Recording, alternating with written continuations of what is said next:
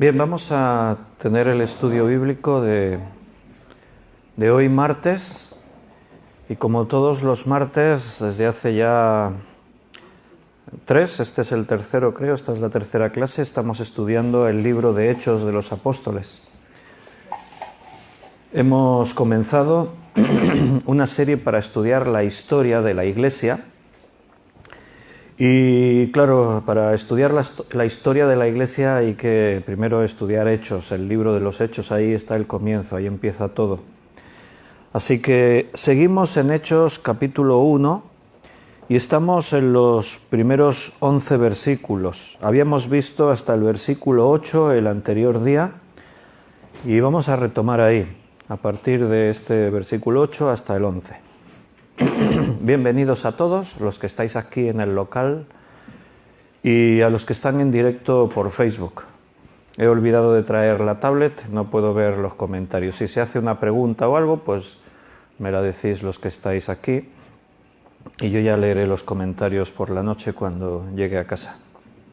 Vamos a hacer una oración en primer lugar para pedirle al Señor su dirección y empezamos. Padre, otra vez estamos en tu presencia y otra vez venimos buscando tu dirección. Te rogamos que tú tomes el control en nuestras vidas en este momento, que tú controles nuestra mente, nuestro corazón, todo lo que somos, nuestras emociones, para que la obra que estás haciendo en nosotros continúe. Somos parte de esta historia de la Iglesia que Cristo edifica, sigue edificándola hoy. Y cada uno de nosotros como piedras vivas formamos parte de esta construcción. Por eso, Señor, te buscamos cada día. Por eso venimos a tu palabra con hambre de recibir el alimento espiritual. Háblanos y llévanos durante el tiempo que ahora vamos a estar estudiando. Danos sabiduría, ayúdanos a entender y a recibir la palabra en nuestro corazón. Te lo pedimos en el nombre de nuestro Señor Jesucristo. Amén. No es necesario. Si hay que responder algo, me lo compartís vosotros los que estáis aquí. Bien, estábamos hablando acerca de que somos testigos del Señor, cuando Jesús les dice en el versículo 8 del capítulo 1 de Hechos: «Pero recibiréis poder cuando haya venido sobre vosotros el Espíritu Santo». Y entonces, cuando eso ocurra, cuando haya venido sobre vosotros el Espíritu Santo, cuando hemos recibido el poder, ¿poder para qué? Para ser testigos, me seréis testigos, poder para predicar su palabra. Porque el mensaje que compartimos y que debemos compartir con el mundo no son ideas, no son conceptos humanos. ¿Cómo podríamos ir a predicar la palabra de Dios? ¿Cómo podríamos predicar su evangelio si no tuviésemos el Espíritu Santo dentro? Si no tuviésemos la revelación y la sabiduría. Todo al final sería solamente ideas, conceptos. Pero cuando predicamos la palabra, estamos haciendo algo que trasciende a cualquier otra cosa y actividad humana. Por eso necesitábamos tener ese poder. Y al recibir el Espíritu Santo nos convertimos en testigos. Y el propósito es hasta lo último de la tierra, predicar este evangelio del reino hasta lo último de la tierra. Ya hablamos bastante de eso, vimos que la palabra testigo es la palabra mártir, así nosotros lo decimos en castellano, la pronunciación en el griego sería martus, y los diferentes verbos que aparecen ahí, pues por ejemplo cuando dice ha dado testimonio es martureo. Y eso es lo que nos habla aquí el texto, de que el ser testigo es estar dispuesto a ser fiel si es necesario hasta la muerte. Si hace falta morir por causa del Evangelio, moriremos. Al principio, el otro día ya lo estábamos viendo, hablábamos de que en un principio quizás la palabra testigo, en griego, mártir, no tenía esa connotación con la muerte, pero ya que los testigos, los primeros testigos de Jesucristo, si no todos, una gran mayoría murieron por causa de Cristo, de los apóstoles todos murieron, solamente Juan quedó, hasta viejo, pero quedó y prisionero, en una isla deportado, en la isla de Patmos. Entonces, un testigo es alguien que puede decir, yo sé que esto es verdad. Eso es un testigo. En un juicio no vale cualquier testigo. Seguramente si no habéis estado nunca en un juicio, no todo el mundo tiene que ir a un juicio, pero sí que lo hemos visto en televisión, juicios reales, que a veces ha habido un seguimiento, o en películas, y hay testigos que no son admitidos ante un tribunal. ¿Por qué? Porque a mí me dijeron, yo creo que... No, o sea, un testigo tiene que estar convencido, tiene que ser un testigo de primera mano, alguien que lo vio con sus ojos, alguien que lo ha experimentado en su vida, alguien que está participando del acontecimiento que tiene que ser expuesto. Entonces, nosotros somos testigos, y un testigo verdadero es alguien que puede decir, yo sé que esto es verdad, y yo te doy testimonio con toda la autoridad, porque lo vivo en mi vida, porque lo conozco perfectamente. Entonces el Señor nos ha enviado así como testigos. Y un testigo verdadero no es solo de palabra, claro. Henry Morton Stanley, seguramente os suena más como el doctor Stanley, que fue a buscar a David Livingstone al África Central. Y en ese momento, el único blanco, el único occidental que había en África era David Livingstone. Él era un misionero y pasó a la historia no solo en los círculos cristianos como misionero, sino también como explorador, porque fue un pionero. Fue el primer hombre en entrar en la África profunda, África Central. Hasta ese momento ningún hombre blanco había pisado esos territorios. Y Stanley, el doctor Stanley, fue a buscarlo y finalmente lo encontró. Y cuando lo encontró, le dijo una frase que pasó a la historia.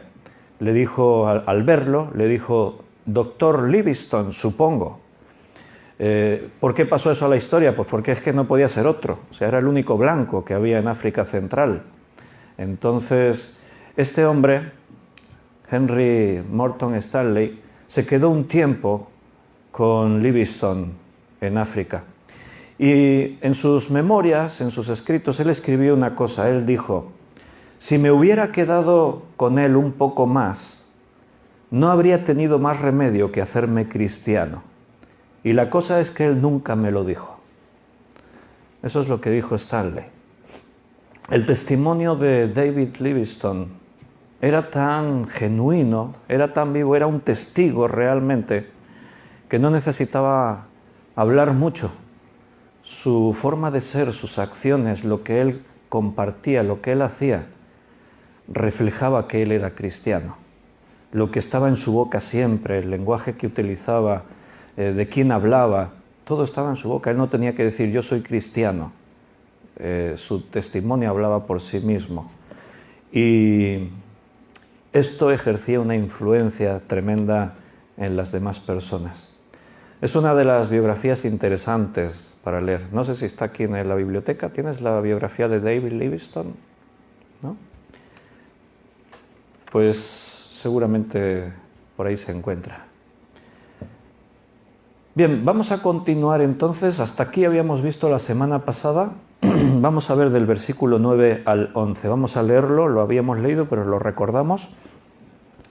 Y habiendo dicho estas cosas, viéndolo ellos, fue alzado y le recibió una nube que le ocultó de sus ojos, y estando ellos con los ojos puestos en el cielo, entre tanto que él se iba, he aquí se pusieron junto a ellos dos varones con vestiduras blancas, los cuales también les dijeron, varones Galileos, ¿por qué estáis mirando al cielo?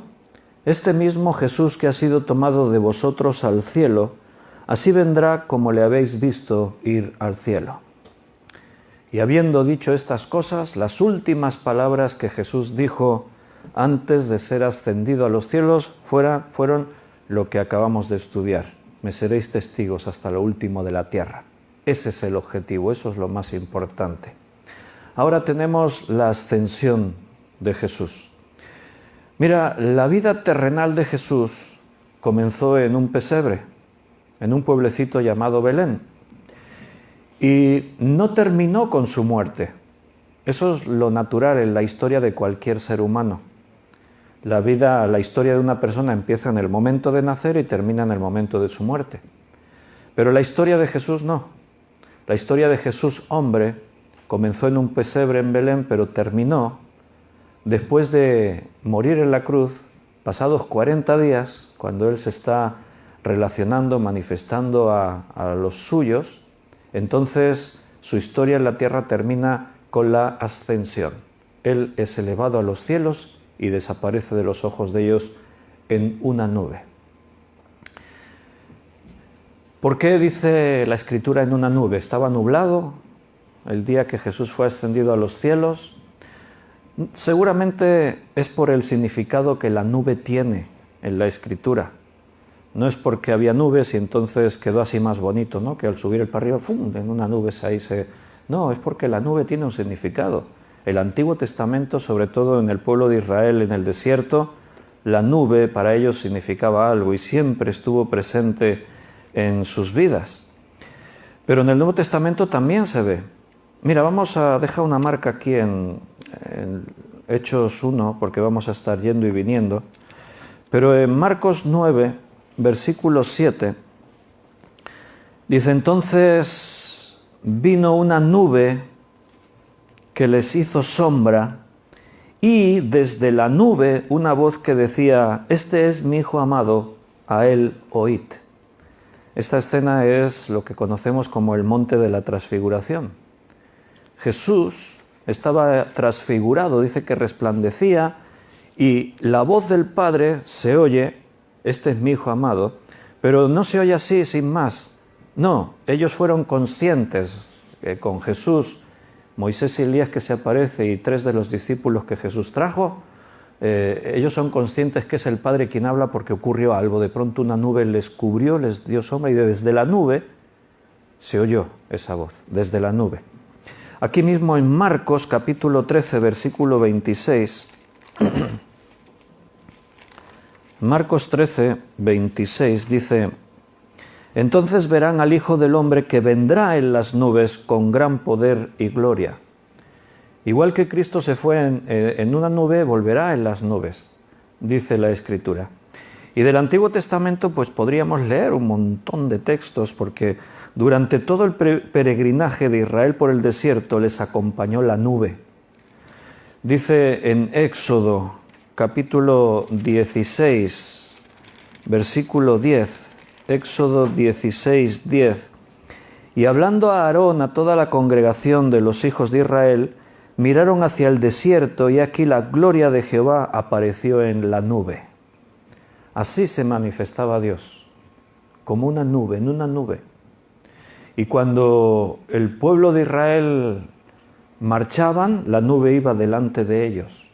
Y cuando montaban el campamento y levantaban el tabernáculo, y en el tabernáculo estaba el lugar santo y el lugar santísimo, y en el lugar santísimo estaba el arca de la alianza, sobre ese lugar dice que reposaba la nube. Uno más, podríamos leer muchos, pero Éxodo 24, 25, en otro contexto, ya no en el tabernáculo, dice, sino en el Sinaí, cuando Moisés subió al Sinaí,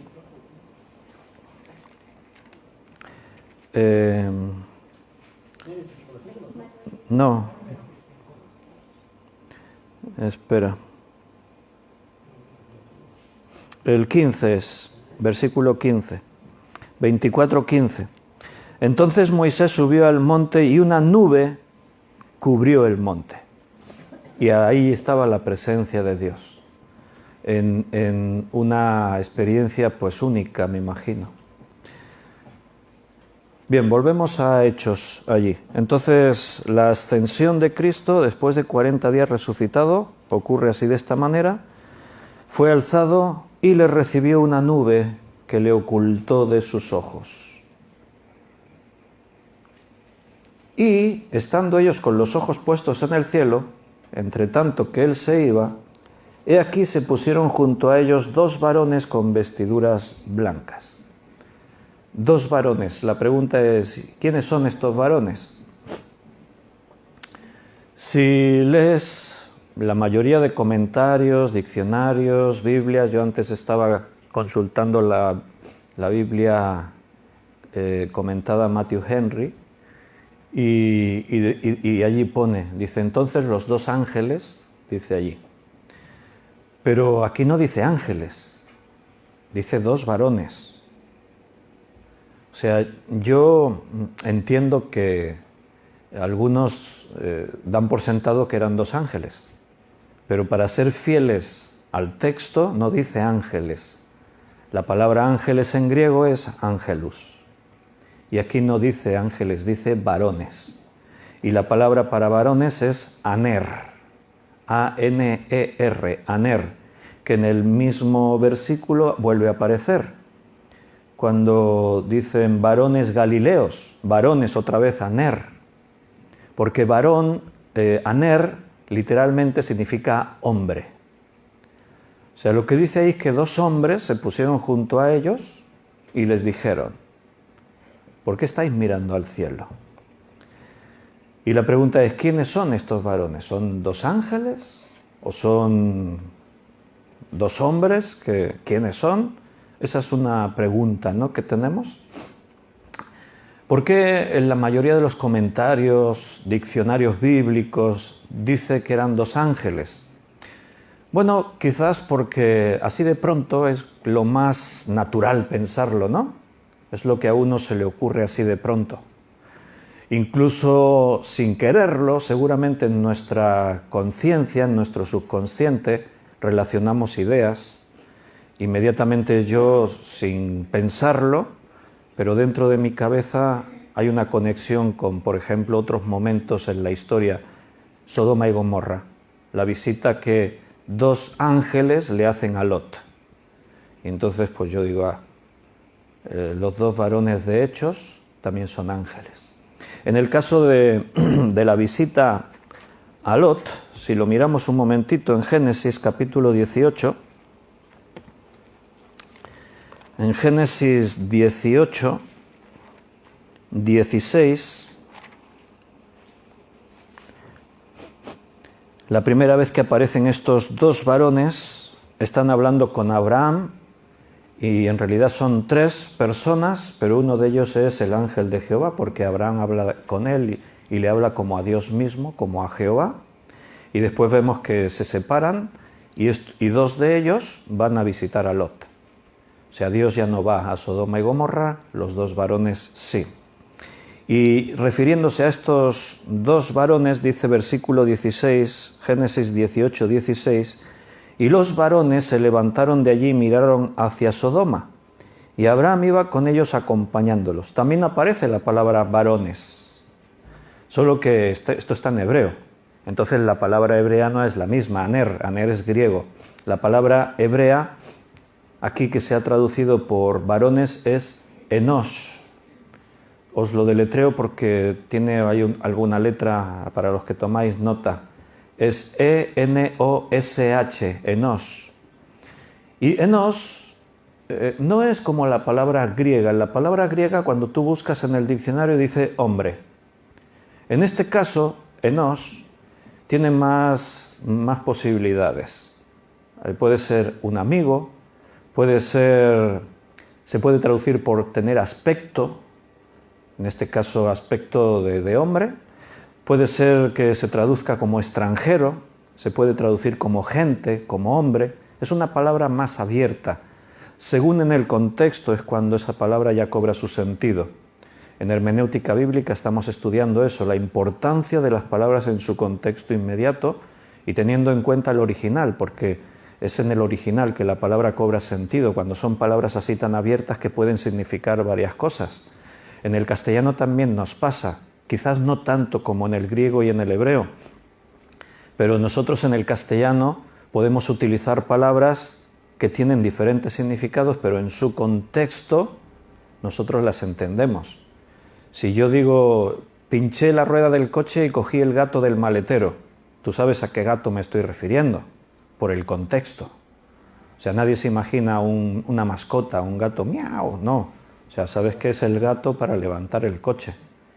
Pero cuando uno no conoce el lenguaje, el idioma y lee la traducción, Si en inglés, por ejemplo, dicen cat, es gato, pero a lo mejor el gato del coche tiene otro nombre en inglés. Entonces no pueden traducir literalmente gato, porque si no el inglés no lo entendería.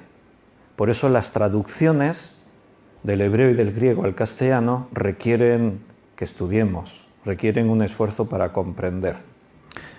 Entonces, este primer versículo no nos aclararía quiénes eran estos dos. Pero cuando llegan a Sodoma, capítulo 19, versículo 1, dice: llegaron pues los dos ángeles a Sodoma a la caída de la tarde, y Lot estaba sentado. Ahora dice dos ángeles. ¿Cómo era la palabra griega para ángel? Ángelos. ¿Y la palabra hebrea para ángel, cómo era? Lo dijimos, a ver si os acordáis, lo hemos repetido. Malak, muy bien. Malak es en hebreo ángel, pero no ángel, o sea, ángel es griego. Malak significa mensajero, lo mismo que ángel significa mensajero. Entonces, en este caso, entendemos, aunque aquí no dice y los dos ángeles de Dios, o los dos ángeles de los cielos, pero entendemos por el contexto que eran ángeles de Dios. ¿Por qué? Porque vinieron con Dios a hablar con Abraham.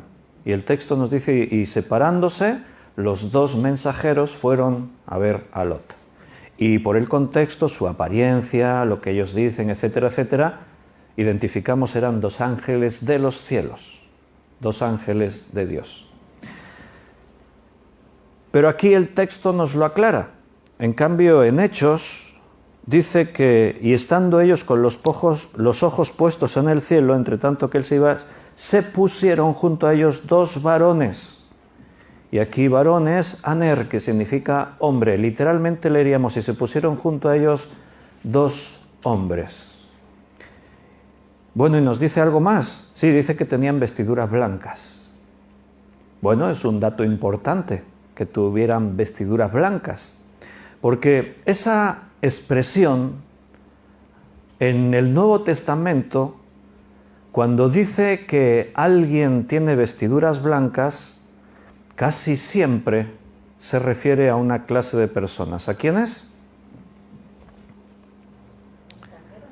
A creyentes, a mensajeros, a hombres que han lavado sus vestiduras con la sangre de Cristo. Cuando la Biblia en el Nuevo Testamento utiliza la expresión y estos tienen vestiduras blancas, es en relación directamente a lo que ha ocurrido en sus vidas por causa de la redención. La sangre de Cristo nos ha limpiado. Y nosotros lo hemos estado estudiando en Apocalipsis. Vamos a recordar algunas de las cosas que allí aparecían en Apocalipsis. Si tú buscas en un diccionario bíblico donde aparece la expresión vestiduras blancas en la Biblia, vas a ver que solo hay como 5 o 6 textos, así tal cual la frase, vestiduras blancas. Y la mayor parte de los textos están en Apocalipsis. Apocalipsis 3:4. Hablándole a la iglesia de Sardis. Pero tienes unas pocas personas en Sardis que no han manchado sus vestiduras y andarán conmigo en vestiduras blancas. En el versículo 5, el que venciere será vestido de vestiduras blancas. Ahí está. En el 3:18, a la iglesia de la Odisea, por tanto yo te aconsejo que de mí compres oro de refinado en fuego para que seas rico y vestiduras blancas para vestirte. En Apocalipsis 6:11, y se les dieron vestiduras blancas y se les dijo que descansen todavía un poco de tiempo hasta que se complete el número de sus consiervos y hermanos. ¿A quiénes se les dieron vestiduras blancas? A los mártires que habían muerto en la tierra por causa del testimonio en manos de la bestia. Entonces, siempre que vemos en el Nuevo Testamento que se refiere a alguien con vestiduras blancas, no son ángeles de los cielos. Aunque es cierto que algunas veces alguno de estos seres angelicales que se han aparecido, también la blancura tenía relación con ellos, pero nunca se utiliza la expresión vestiduras blancas. Puede decir que eran resplandecientes. Por ejemplo, en un caso dice que tenía apariencia de relámpago y su ropa era blanco resplandeciente. Pero está describiendo la visualización, lo que tú ves. En este caso, vestiduras blancas no solo la apariencia, sino lo que significa, que fuimos limpiados con la sangre de Cristo. Entonces, ¿quiénes son estos dos? Bueno, pues tenemos un referente. Cuando lanzamos una hipótesis tenemos que tener algo. O sea, si yo digo son dos ángeles de Dios, tengo que tener algo para afirmar eso. No solamente porque yo lo creo. ¿Quiénes van a ser sino dos varones con vestiduras blancas que están hablando con los otros, diciéndole este mismo Jesús que se ha ido, así un día volverá? Tienen que ser ángeles. Sí, pero aparte de que tú lo deduzcas, ¿hay algo en la Escritura donde te apoyes en eso? Bueno, te dirán, bueno, porque Dios envía a sus mensajeros, a sus ángeles de los cielos para traernos mensajes. Sí, y podríamos hacer un estudio profundo de eso, ¿no? Podría ser una posibilidad. Pero yo tengo una base, y es que Jesús mismo habla de dos testigos que Él tiene y que, curiosamente, han ido apareciendo a lo largo de la vida de Cristo en la tierra y en los cielos. Lo dice Jesús en Apocalipsis 11, todavía no hemos llegado a esa parte y lo estudiaremos, y cuando lleguemos a Apocalipsis 11 y veamos los dos testigos, pues aún nos tomaremos más tiempo para estudiar acerca de estos dos personajes.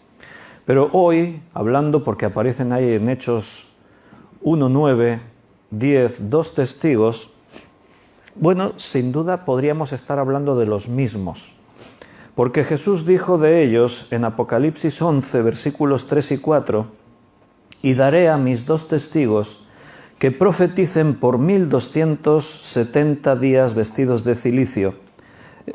Estos testigos son los dos olivos y los dos candeleros que están en pie delante del Dios de la tierra». Mis dos testigos. ¿Y cuál es la palabra testigo ahí en griego? Martus, mártir. Muy bien, por vuestras respuestas. Igual en internet alguien escribió. Bueno, sé que voy ahí mucho con griego para aquí, para allá, eso igual, a veces por eso me paro y pregunto eso para que no nos perdamos ninguno, que estemos ahí todos. Jesús dice mis dos testigos, o sea, como que Él tiene dos testigos. La idea es que hay dos varones, dos testigos, que de alguna forma han tenido una relación personal con Jesús. Y en el griego esa idea es más fuerte, porque cuando dice mis dos testigos, o sea, todos nosotros somos testigos de Cristo.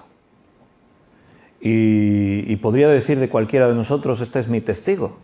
Pero Él en particular habla de mis dos testigos. Y entonces, buscando, a ver, ¿qué dos testigos pudieron tener una relación especial con Cristo a lo largo de su vida, de su existencia? Bueno, pues nos vamos encontrando con pasajes, por ejemplo, en el Monte de la Transfiguración. Ahí tenemos a Jesucristo y se aparecen dos hombres. ¿Quiénes eran? Según la Escritura, Moisés y Elías. Vámonos a Mateo, capítulo 17.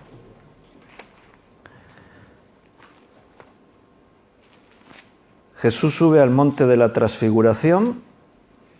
Es un pasaje sin duda misterioso porque no sabemos bien por qué ocurre eso. Vemos que Jesús habla con Moisés y Elías, pero no se nos dice de qué hablan.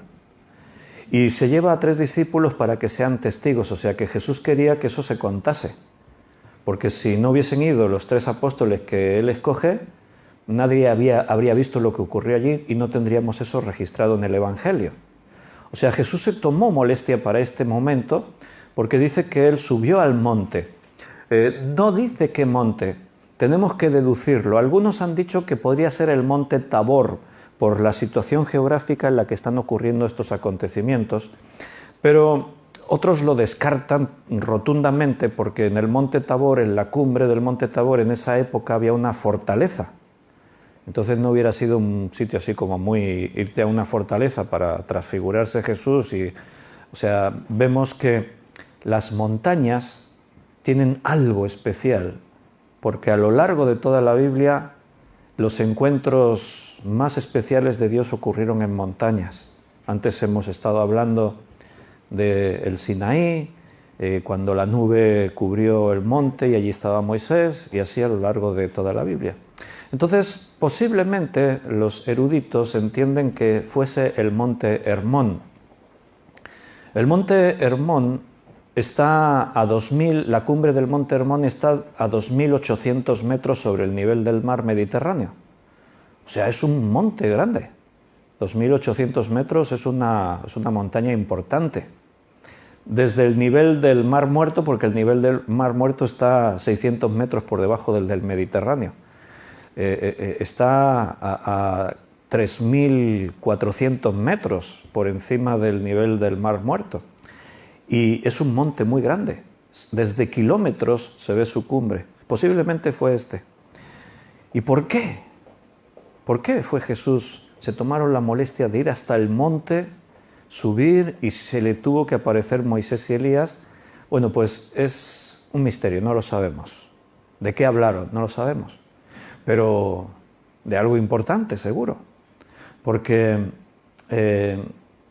sabemos que Dios tiene planes, los planes de Dios se cumplen, la acción de Dios continúa en el mundo, en la tierra, actualmente, la agenda de Dios se cumple, y Él tiene los días contados, hay un día y una hora en la que Jesús volverá, Él sigue edificando su iglesia, o sea que todo eso es una acción, es una estrategia, estamos ahí siempre tratando con Dios y en sus manos. Entonces leemos Mateo 17 del 1 al 8. 6 días después Jesús tomó a Pedro y a Jacobo y a Juan su hermano y los llevó aparte a un monte alto. De ahí la deducción que debía ser el monte Hermón, un monte alto. Algunos decían monte Tabor, ¿por qué? Porque está más cerca de estos acontecimientos que aquí se narraban. Pero también el detalle, 6 días después. O sea, el monte Tabor, el monte Hermón, de donde ellos estaban, estaba a unos 20 y pico kilómetros. Bueno, quizás fue esa distancia de 6 días que tuvieron que recorrer. Los tomó aparte a un monte alto y se transfiguró delante de ellos. Y resplandeció su rostro como el sol, y sus vestidos se hicieron blancos como la luz. ¿Ves el detalle de a veces de algunos de los ángeles de los cielos cuando se manifiestan? Parecido a Jesús aquí, sus vestidos blancos como la luz. Pero no vestiduras blancas, ese es un término para los creyentes.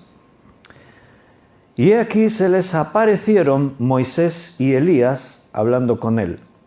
Entonces Pedro dijo a Jesús, Señor, bueno es para nosotros que estemos aquí. Estaban encantadísimos. Eso no se ve todos los días. Jesús transfigurado, o sea, su gloria, viendo la gloria de Cristo. Y Jesús está allí nada más y nada menos que con Moisés y Elías. ¿Te imaginas los discípulos? ¿Te gustaría a ti estar en una reunión de este tipo? Jesús, Moisés y Elías y tú allí de espectador. Cara a cara con ellos. ¿Te gustaría? A mí me encantaría, claro.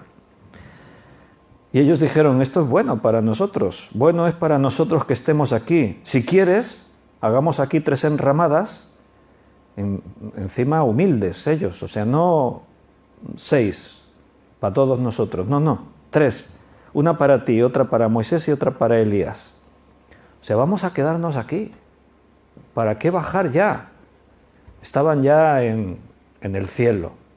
O sea, con Moisés, Elías y Jesucristo transfigurado, ¿ya para qué queremos volver allí abajo? Abajo del monte otra vez está la basura, la porquería, los problemas, el dolor. Aquí estaban encantados. Mientras él aún hablaba, una nube de luz les cubrió, y aquí una voz desde la nube que decía, este es mi Hijo amado en quien tengo complacencia, a él oíd. Al oír esto, los discípulos se postraron sobre sus rostros y tuvieron gran temor. Entonces Jesús se acercó y los tocó y les dijo: levantaos y no temáis. Y alzando ellos los ojos, a nadie vieron sino a Jesús. Moisés y Elías ya no estaban, se habían ido. La pregunta es: ¿por qué Moisés y Elías?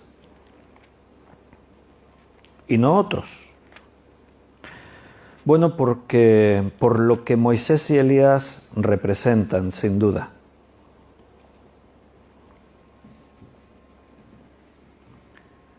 Moisés y Elías representan algo muy grande, muy importante en la Escritura, o sea, tienen un significado. Elías estaría representando a todo el ministerio profético, todo lo que son los profetas a través de todos los tiempos, los que traían la palabra de Dios a los hombres. Y Moisés, pues está representando a la ley, está representando lo que Dios le dio a Moisés. Moisés es la imagen de la transmisión de la ley de Dios a los hombres, a la vez que es el líder por excelencia, el caudillo, el representante del pueblo de Israel. Eso es lo que Moisés y Elías representan. Pero claro, aquí nos asaltan alguna duda, algún interrogante. En el caso de Elías, no tendríamos por qué tener problema, porque según la Escritura, Elías no murió. ¿Y por qué digo que no tendríamos que tener ningún problema? Bueno, porque hay una enseñanza que conocemos perfectamente, y es que Jesús mismo enseñó que los que mueren van a un lugar y de allí no pueden salir. No les está permitido. ¿Por qué? Hombre, porque si no esto sería un caos. Imagínate que los difuntos pudiesen estar volviendo a la vida, a visitarnos, ¿no? Los espíritus y tal. Sería tremendo, esto sería muy confuso. Entonces, hay dos lugares donde van los que mueren, según Jesús en la enseñanza del rico y Lázaro. Los que mueren sin Cristo, los que mueren sin salvación, quedan en el Hades o en el Seol. Están en un lugar de tormentos porque están separados de Dios. Los que mueren creyendo en el Señor van con Cristo al paraíso. En la enseñanza de Jesús, Él dijo, iban al seno de Abraham. Y en esa enseñanza, ahí queda claro que los que están en un sitio y en otro no pueden salir de allí. Porque la petición del rico era, permite que Lázaro venga y toque con un poco de agua la punta de mi lengua para aliviar este sufrimiento. Y Abraham dijo, no podemos. Dijo, hay como una especie de sima. Sima es un abismo insalvable que no podemos cruzar. O sea, los que mueren quedan en un lugar y no pueden salir de ahí. Claro, la pregunta es, entonces, en un medium cuando hace una invocación y se aparece el difunto del supuesto tío, del abuelo, de no sé quién que falleció, bueno, estamos hablando de un mundo espiritual que en este mundo está dominado o controlado por Satanás y sus demonios, y Satanás y sus demonios son mentirosos. Entonces, Satanás entra en el juego de lo que la gente quiere oír. Invoca a mi abuelito, vamos a hacer una ouija, vamos a hacer una sesión de espiritismo, vamos a hacer... Y Satanás entra en la confusión para confundir, para que la gente crea mentiras. Pero los que murieron no tienen contacto con los vivos. No se puede. Así dice la Biblia.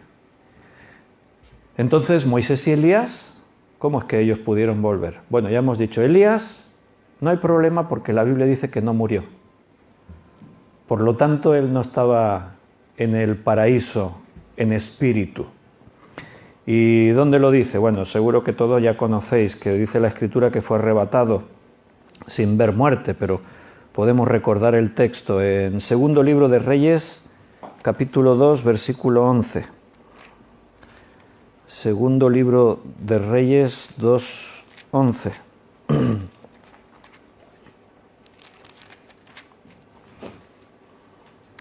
Y aconteció que yendo ellos, ¿quiénes eran ellos? Pues Elías y Eliseo.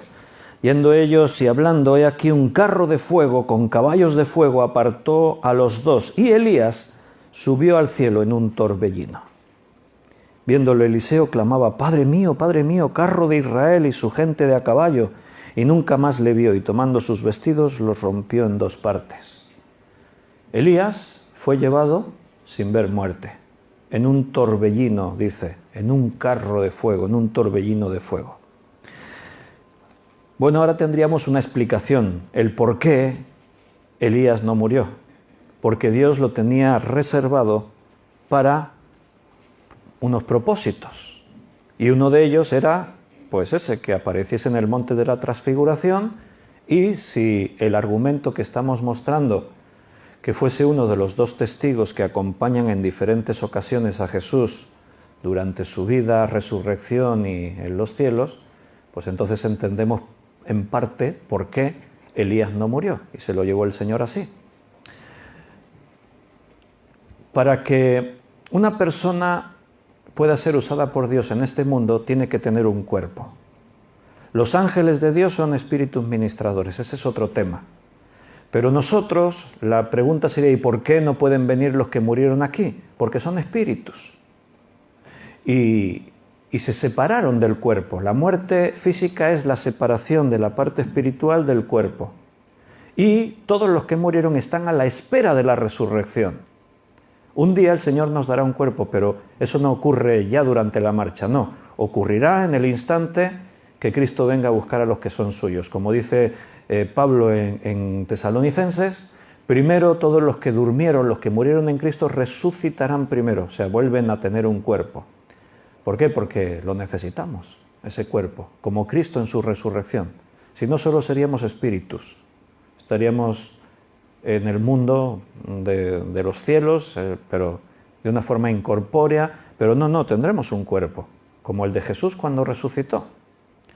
Entonces Elías necesitaba tener su cuerpo si Dios lo quería utilizar en cosas relacionadas con eventos, acontecimientos, cosas que tuviesen que ver con el mundo, con las personas. Por eso Elías fue llevado sin morir. Pero la pregunta es, ¿y Moisés?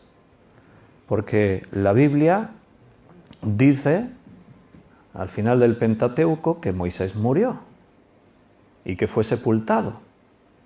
Pero hay una serie de detalles misteriosos en torno a la muerte de Moisés. Primero, que nadie lo enterró. O sea, no hubo un funeral y un lugar donde está su sepultura. La Biblia dice que no se sabe la sepultura de Moisés.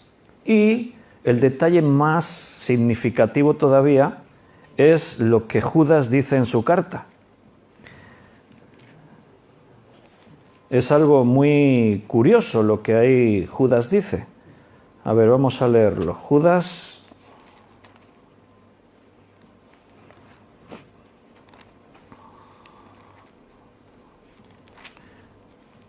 versículo 9. Pero cuando el arcángel Miguel contendía con el diablo, disputando con él por el cuerpo de Moisés, no se atrevió a proferir juicio de maldición contra él, sino que dijo: el Señor te reprenda. Y esto es un caso único. En ningún otro caso en la Biblia ni fuera de la Biblia vemos un ángel disputando, peleándose con Satanás por el cuerpo de un difunto. ¿Por qué? Porque no tiene sentido. Cuando nos morimos, según la Biblia, el espíritu vuelve a Dios de donde salió y el cuerpo vuelve al polvo de la tierra de donde fue tomado. ¿Para qué queremos el cuerpo? Para nada, si se va a descomponer. ¿Para qué quería el arcángel Miguel el cuerpo de Moisés si dentro de poco iba a empezar a apestar, a oler, se iba a descomponer? Bueno, a lo mejor Moisés resucitó y todo eso la Biblia no nos lo cuenta. O sea, cuando uno muere, se separa de su cuerpo. Pero si el espíritu vuelve al mismo cuerpo, resucitó. Pero es una resurrección otra vez temporal. ¿Me explico? Todos resucitaremos, pero un día con un cuerpo celestial, dice Pablo. Pero Lázaro resucitó después de 4 días muerto, sí, pero volvió a tomar el cuerpo que tenía, no el cuerpo glorificado, su cuerpo mortal como tú y yo. Si ahora uno de los que estáis aquí os morís así de pronto, y el hermano que tienes al lado ora por ti, y resucitas con el mismo cuerpo, no con otro. Eso es la resurrección aquí en la tierra, esos milagros que Cristo hizo y que a lo largo de la historia se han podido producir.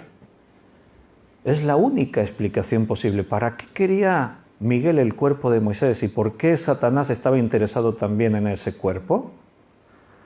Bueno, quizás Satanás quiere impedir la obra de Dios y porque Satanás puede tener sospechas, información de cosas que ocurrirán, pues a veces intenta impedir que la obra se cumpla.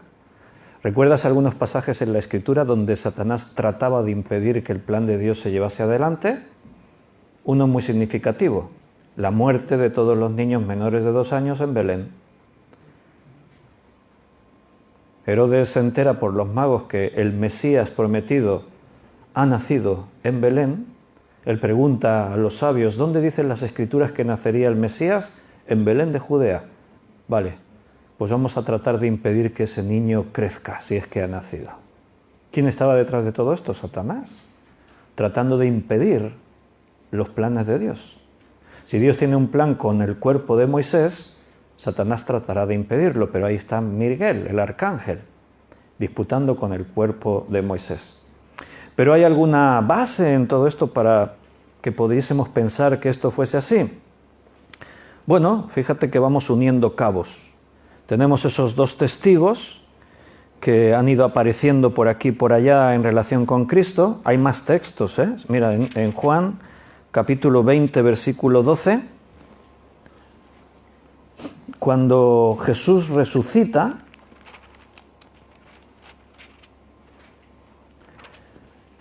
cuando Jesucristo resucita, dice 20, 11 y 12, pero María estaba fuera llorando junto al sepulcro y mientras lloraba se inclinó para mirar dentro del sepulcro y vio 2 ángeles, o sea, en el griego 2 mensajeros. ¿Y cómo estaban? Con vestiduras blancas. Detalle interesante. Vestiduras blancas, la misma expresión que se refiere siempre a los hombres que han lavado sus pecados con la sangre de Cristo. Y vieron 2 ángeles, 2 mensajeros con vestiduras blancas que estaban sentados el uno a la cabecera y el otro a los pies, donde el cuerpo de Jesús había sido puesto. Por ejemplo, en la resurrección, cuando la piedra es removida y dice que se manifestó un ángel, yo antes os he citado, no he especificado cuándo, pero os he dicho la descripción que hace el Evangelio, porque dice que los soldados se quedaron petrificados de miedo, porque el ángel dice que su apariencia era como el relámpago y sus vestiduras blancas resplandecientes como la nieve.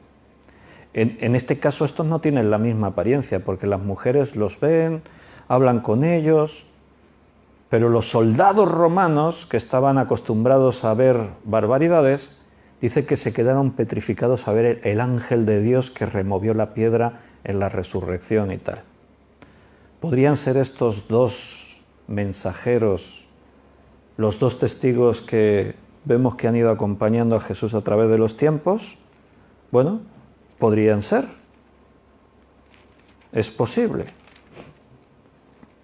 Ahí cuando dice en Lucas, en el monte de la transfiguración, que se apareció Moisés y Elías, dice eso, pero Lucas lo relata. De hecho, este episodio lo relatan 3 evangelistas, Mateo, Marcos y Lucas. O sea, fue un acontecimiento importante. Y en el relato de Lucas, fíjate cómo lo dice Lucas. Lucas 9, 30. Y entre tanto que oraba, la apariencia de su rostro se hizo otra, y su vestido blanco y resplandeciente. Y he aquí 2 varones que hablaban con él, los cuales eran Moisés y Elías. Y la palabra varones ahí, ¿sabéis cuál es? Aner, igual que en Hechos 1:9, cuando dice que se aparecieron, no dice que se aparecieron, se pusieron junto a ellos 2 varones. Aner, traducción literal, 2 hombres. Moisés y Elías eran hombres. Y así lo describe la Biblia. De pronto, mientras Jesús oraba, se pusieron junto a él 2 hombres, Moisés y Elías, dice Lucas, lo explica así. La Biblia dice que todos tenemos que morir. Dice en Hebreos 9:27 que está establecido a los hombres que mueran una sola vez y después de esto el juicio. O sea, todos tenemos que morir.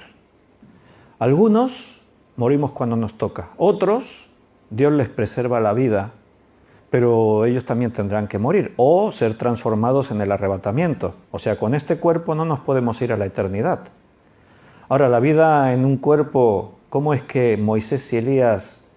Sobre todo Elías lo tenemos clarísimo, Moisés vamos a dejar el margen de duda, porque estamos deduciendo. Pero ¿cómo podría ser que Elías siga vivo con el mismo cuerpo después de tanto tiempo? Bueno, Dios puede hacer cualquier cosa, ¿no? Puede preservar a una persona. Quiero que te des cuenta de un detalle. Nuestra vida, según la palabra de Dios, está establecida que tenga una duración determinada y después la muerte. Está establecido a los hombres que mueran una sola vez y después el juicio. Dice allí en Génesis, creo que es en el capítulo 5, que después de ver la maldad, Dios después de ver la maldad del hombre y tal, dice que estableció que la vida máxima del hombre fuesen 120 años. Así dice allí. Curiosamente, la ciencia médica actual dice que difícilmente la vida se podría alargar más de 120 años. Eso lo dicen los científicos, que siempre buscan alargar la esperanza de vida. Pero la ciencia habla de un reloj biológico. O sea, porque es curioso que la ciencia no pueda alargarnos la vida. ¿Por qué es curioso? Porque en laboratorio se puede utilizar técnicas para regenerar células, para provocar que una cosa que se deteriora, un organismo vivo que se deteriora, se pueda seguir alargando. A un cuerpo se le puede mantener vivo mediante máquinas. O sea, tú te mueres y te conectan unas cuantas máquinas para que tu corazón siga bombeando, para que los riñones sigan haciendo, te ponen diálisis, y tu cuerpo está vivo, pero en realidad estás muerto, tú no estás ahí. Al final es como una máquina funcionando. La sangre circula, lleva el oxígeno a todo el cuerpo, etcétera, a los órganos vitales, todo, pero no hay actividad cerebral. Por eso se determina la muerte cerebral, ¿no? Cuando una persona ya muere. Y es curioso, ¿por qué no se puede alargar más la vida? Sería cuestión de simplemente, la ciencia dice, es que hay un reloj biológico que no podemos cambiar ni modificar, porque Dios lo estableció. Pero ahora imagínate que en el caso de Elías, por ejemplo, Dios simplemente le quita lo que está determinado en su reloj biológico y él sigue viviendo. Antes del diluvio los hombres vivían casi 1000 años. Entonces, para Dios no hay ningún problema que Elías pueda tener ahora mismo más de 3000 años. ¿Y dónde está en todo ese tiempo? Bueno, esas son las preguntas que no tenemos respuesta. Quizás está de incógnito aquí en la tierra. Puede estar en los cielos. No sé, el Señor sabe. Otro personaje que le pasó igual fue Enoc. La Biblia dice que Enoc fue arrebatado sin ver muerte. Pero de Enoc no sabemos más. Claro, están los que dicen, bueno, quizás los dos testigos que aparecen en Apocalipsis 11, uno sea Elías y el otro sea Enoc, porque son los dos que fueron arrebatados. Podría ser, pero es que ya tenemos un fundamento en la Biblia para decir lo que yo estoy diciendo, y es que en el monte de la transfiguración que se apareció Elías y Enoc, no, dice Elías y Moisés.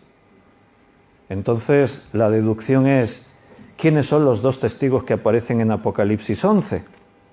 Bueno, pues por todos estos detalles y otros más que cuando estudiemos Apocalipsis 11 veremos más extensamente, porque en realidad hoy no es el tema, me estoy tomando tiempo porque es curioso y está aquí en el texto de Hechos, pero ya lo estudiaremos más. Pero en Apocalipsis 11 aún podríamos ver más detalles. Dice en el versículo 6, y estos dos testigos tienen poder para cerrar el cielo a fin de que no llueva. ¿A quién te recuerda eso? A Elías.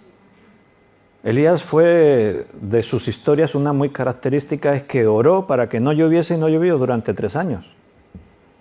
Y después oró para que lloviera y llovió. Pero aquí son referencias directas a estos personajes. Cuando dice, tienen poder para cerrar el cielo a fin de que no llueva en los días de su profecía, ellos van a estar profetizando durante 3 años y medio. Ahí dice 1260 días, esos son 3 años y medio. A fin de que no llueva, y después hay otra referencia, y tienen poder sobre las aguas para convertirlas en sangre. ¿Y a quién te recuerda eso? A Moisés. ¿Quién convirtió el agua en sangre? Moisés.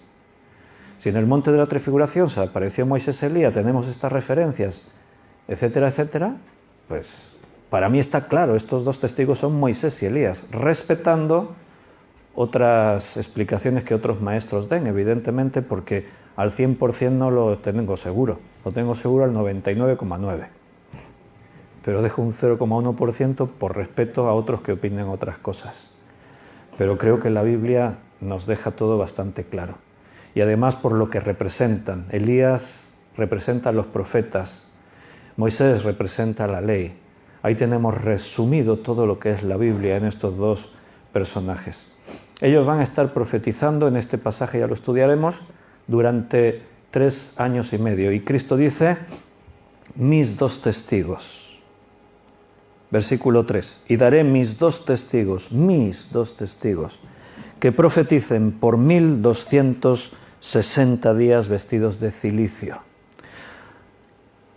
Durante esos 1260 días, ahí lo dice en este mismo capítulo, que nadie los puede matar. La bestia va a intentar matarlos por todos los medios. Pero dice ahí que todos los que vienen contra ellos para intentar hacerles daño o matarles, el daño que ellos traen contra ellos se vuelve contra el agresor. O sea, si, imagínate, viene uno con una pistola y les dispara, pues de alguna forma esa bala lo mata al que ha venido a dispararles. A ellos no les hacen daño.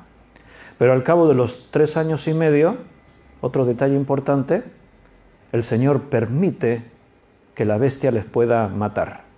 Y los mata.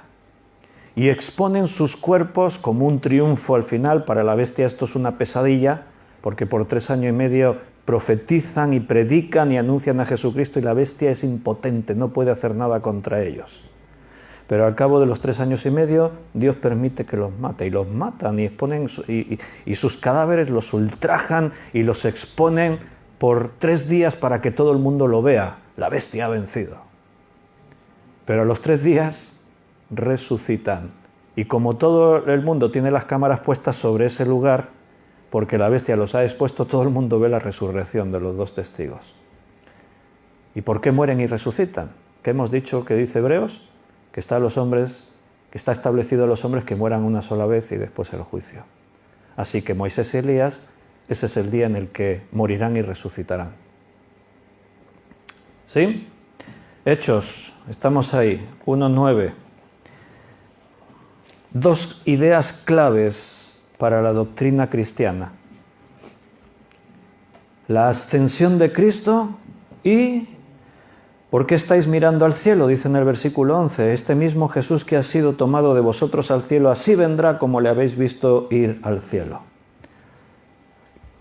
En 3 versículos tenemos la ascensión de Cristo y la segunda venida de Cristo.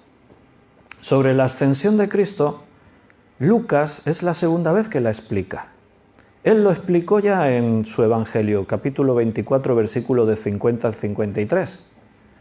O sea, para Lucas, de toda su investigación, de todo lo que entrevistó a los testigos oculares, los que vivieron estos acontecimientos, tomó el que me dijo este, lo que me dijo aquel, lo que me dijo el otro, reunió toda la información, y una de las cosas que no pudo dejar de explicar es la ascensión de Cristo.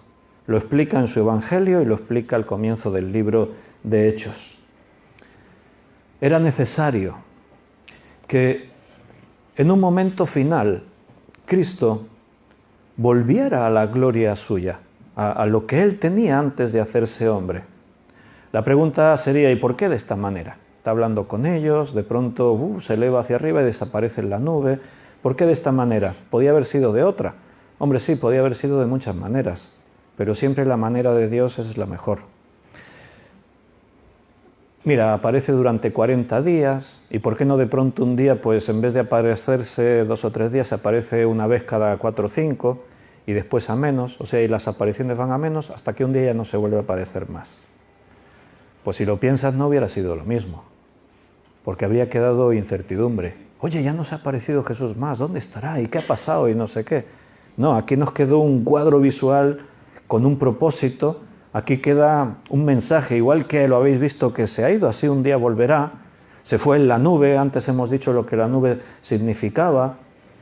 Entonces Jesús entró en el mundo en un momento dado y tenía que salir del mundo de la misma forma, en un momento dado, que todo el mundo lo supiese, cuándo llegó al mundo y cuándo se fue, que no hubiese margen de duda. Los creyentes necesitaban saber que Cristo volvía a su lugar de gloria y de autoridad. No lo hemos leído, pero ese texto en Lucas 24, en el versículo 53, dice que después de la ascensión, dice allí Lucas, que los discípulos volvieron a Jerusalén con gran gozo.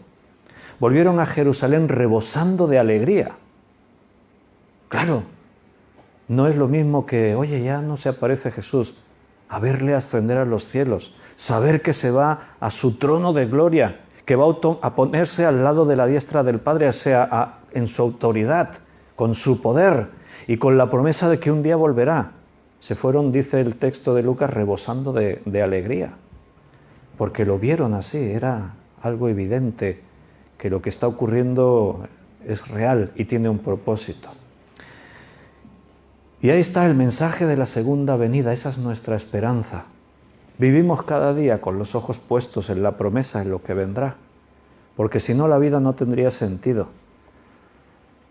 Sabemos algunas cosas sobre la segunda venida de Cristo. Una es que no sabemos el día y la hora exacta, como dice en Mateo 13:32, que el día y la hora nadie la sabe, ni los ángeles de los cielos, dice allí, solamente el Padre, solamente Dios.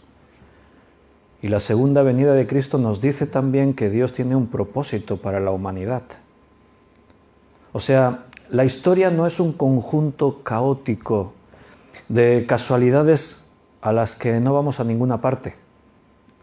La historia de la humanidad tiene sentido al recibir la promesa de que un día Cristo volvería. Este mismo Jesús que ha sido tomado de vosotros al cielo, así vendrá como le habéis visto ir al cielo. ¿Le vieron irse? Así un día le vamos a ver. Y ahora todo tiene sentido. Ahora la existencia humana tiene un porqué, hay un propósito. Y eso nos muestra que la humanidad, la historia de la humanidad, se acerca al clímax divino. O sea, Dios tiene un momento, un día y una hora. Está marcado en su agenda. Ese día está ya fijado. Dios no improvisa. Hay un día y una hora. No la sabemos el día exacto, el momento exacto, pero el Señor, a los que somos suyos, dice que no nos quiere dejar para que seamos sorprendidos como ladrón en la noche. La Biblia dice que el mundo será sorprendido como ladrón en la noche, pero los que creen en Él están velando, están siendo sobrios, están esperándole. Y así tenemos que vivir con esa actitud de espera, como si fuese a venir esta noche. Puede ser en cualquier momento, y tenemos que estar listos, y tenemos que estar deseándolo. Así como termina Apocalipsis. Amén, sí, ven Señor Jesús. Es el clamor de su iglesia, deseando ya que nuestro Señor venga a buscarnos. Hermanos, se nos ha hecho el tiempo, así que vamos a terminar, vamos a dejarlo aquí. Hemos completado la primera parte del libro de Hechos, capítulo 1, versículo del 1 al 11. Hemos necesitado 3 clases para esta introducción, pero no tenemos prisas. Si os parece bien a vosotros, seguimos en esa línea. Yo el estudio no lo tengo desarrollado, lo voy desarrollando sobre la marcha. Entonces, si vemos una palabra interesante, nos detenemos ahí lo que haga falta para ver toda la enseñanza y el alimento espiritual que venga. Así que nos despedimos aquí con los hermanos del directo de Facebook. Los que estamos aquí físicamente vamos a tener unos minutitos para orar, pero los que están ya en Facebook, pues nos despedimos de ellos. Los emplazamos ya para mañana miércoles, como siempre, a las 8, si Dios nos lo permite. Estamos en sus manos Y si Dios quiere, a las 8 nos vemos mañana nuevamente para seguir estudiando las Escrituras. Hasta mañana, queridos hermanos.